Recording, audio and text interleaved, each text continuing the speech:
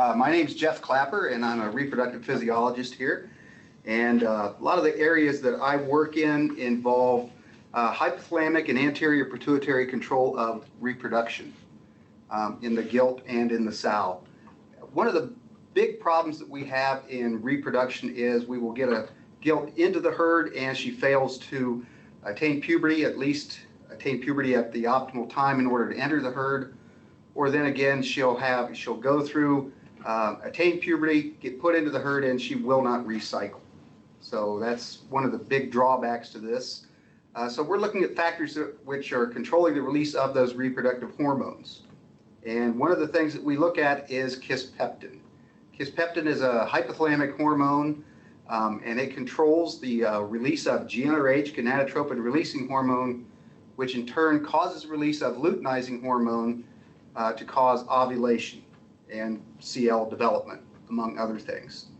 Kisspeptin has been found on, the receptors for kisspeptin have been found on leptin neurons, as well as estrogen receptor has been found within the kisspeptin neuron as well. So it's very much tied in with the steroidal makeup, as well as some of the things that which would control reproduction. And the thing that we have been looking at here lately has been the effect of feed restriction.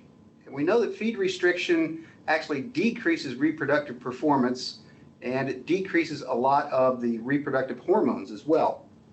And what we have been looking at is the effect, or the flushing effect, which can occur with restriction of nutrients and then realimentation of that animal. So I'd just like to go through just a couple of experiments that we have set up. In the first experiment, we took 24 gilts. These were prepubertal gilts, about 100 kilograms, and they were assigned to either the control group or the feed-restricted group. And the control gilts received about 2.7 kilograms per day, or about 6 pounds of feed per day, and the feed-restricted received half of that, so around 3 pounds for 7 days. We collected blood from all those gilts on days 1, 3, 5, and 7.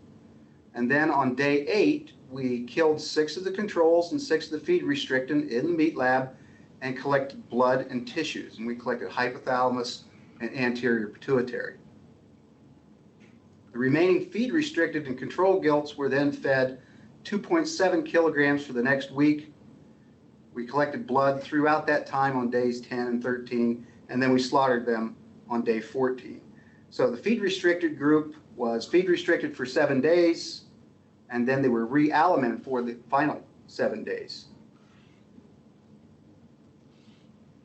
And what we found was the feed restricted gilts lost weight during the first 7 days, feed restriction compared to the controls. Not terribly exciting, but that was a positive thing that we were looking for. We also saw that serum concentrations of insulin-like growth factor 1 were decreased in the feed restricted gilts during that 7-day feed restriction. Now, serum concentrations of IGF-1 serve as a very good marker for nutrient status in the animal. When the animal is well fed, we have high levels of IGF-1. When the animal is not well fed, we see that decrease, and it decreases very quickly. It can decrease within 3 days of decreasing nutrient intake. We found that serum concentrations of IGF-1 increased in those feed-restricted gilts after we refed them. So it responds very quickly to that.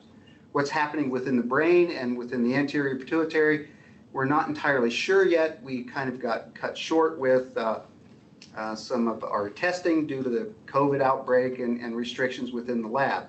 So we still have to look at anterior pituitary IGF-1, because IGF-1 within the anterior pituitary is correlated with an increase in LH expression as well as LH release. We're also going to look at expression of hypothalamic kisspeptin and kisspeptin receptor, as well as anterior pituitary GnRH receptors. So as receptors increase, they're able to respond to that GnRH and release more and more LH. So was this 7-day feed restriction enough in order to see a change within the brain or the pituitary? We weren't sure. We thought, we looked into the literature that other people said, well, it's going to take a lot longer than that.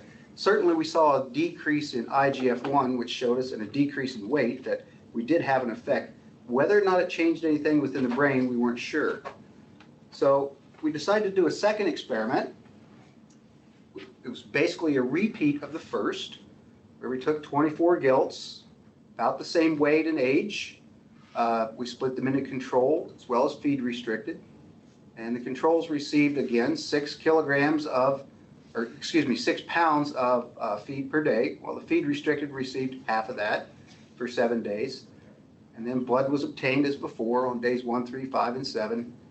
And again, on day 8, we took 6 gilts, 6 control gilts, 6 feed restricted gilts, slaughtered them in the meat lab, and collected tissues and blood. However, this time, the remaining feed restricted and control gilts were fed their respective diets. So the feed restricted remained feed restricted for another 7 days. And then we collected blood at 10, 13, and at slaughter as well. So we want to see if a longer feed restriction may have an effect within the brain and the anterior pituitary gland. So what we found, not surprisingly, were the feed-restricted gilts lost weight during the 7-day feed restriction. Serum concentrations of IGF-1 were decreased in the feed-restricted gilts, just as we would expect. But then serum concentrations of IGF-1 and body weight of the feed-restricted gilts remained unchanged throughout the remainder of the experiment. So after we hit the 7-day or the 8-day cutoff period, where half of them were slaughtered in the meat lab, and we continued the experiment, we found that the feed-restricted gilts did not lose any more weight. Also, serum concentrations of IGF-1 did not decrease any further. They didn't increase, but they didn't decrease any further.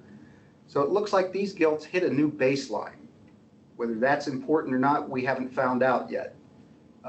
We still have, again, the work to be completed within the anterior pituitary and the hypothalamus in order to look at some of those factors.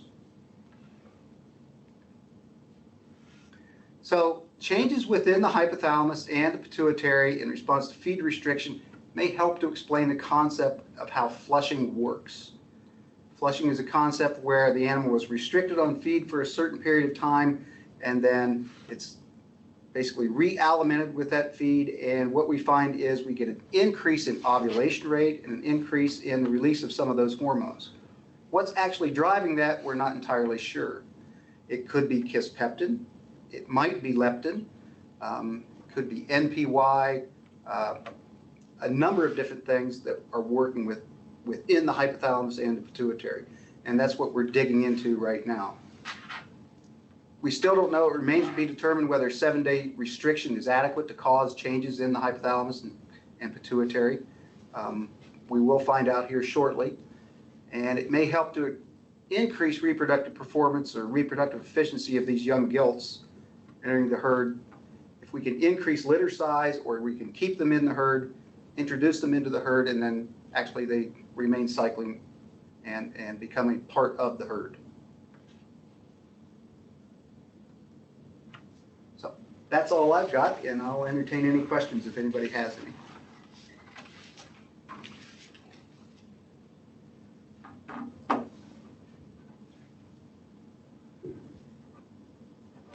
I don't see any in the chat area, so.